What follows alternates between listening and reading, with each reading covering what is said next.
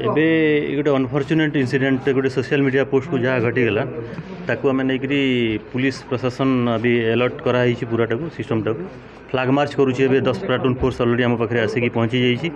से एरिया गुड़ाक आमर फ्लाग मार्च चली एवं जो मैंने भी कल्प्रिट अच्छा स्ट्रंग एक्शन निया ये उपरे और मु लोक मान अपील करी कि माने जो र्यूमर रे विश्वास न करेंगे से माने र्यूमर बिलीव करवा उचित नुह ये केसेस जो मैंने ये कल्प्रिट अच्छे से एक्शन हम ऑलरेडी आमर पुलिस या भितर एफआईआर आमर हो आमर इन्वेस्टिगेशन होकर जहाँ कल्प्रिट अच्छा ये एक्शन हम सोशल मीडिया रे विवादमान परिस्थिति देछि पोस्ट करछि तांको परे कोन का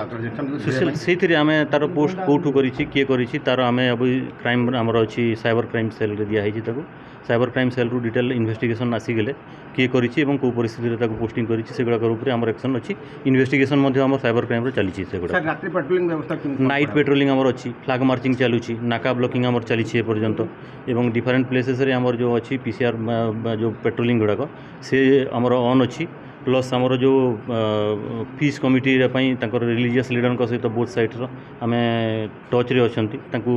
कि सिचुएसन टाक फिजल आउट करने एंड अगेन मु समस्त को अपील करी आम समस्त हिंदू एवं मुस्लिम भाई भौणी मान पीस मेंटेन करूँ सो दैट आमर शांति श्रृंखला मेंटेन कले ही जाकरी आमर सिचुएसन सब ठीक रही प्रत्येक समय छोट छोट कथा को लेकिन सब कम होउची आपण शांति कमिटी कौन प्रकार कार्यक्रम रोचे कि शांति कमिटी बहुत इंपोर्टेंट रोल रोचे आम शांति कमिटी जो अच्छा रिलीजियस लीडर मानक एडमिनिस्ट्रेटिव साइड रो जो लोक अच्छा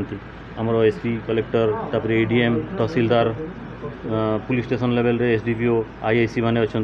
रिलीजियस लीडर बोथ साइड्स अच्छा से बहुत बड़ा रोल रोचे सेटा आम ऑर्गेनाइज करूँ already we are in touch with the leaders also एवं पब्लिक रिप्रेजेंटेटिव्स टच रे अच्छा सिचुएसन टाकू एबे आमर अंडर कंट्रोल रे अच्छी एटा।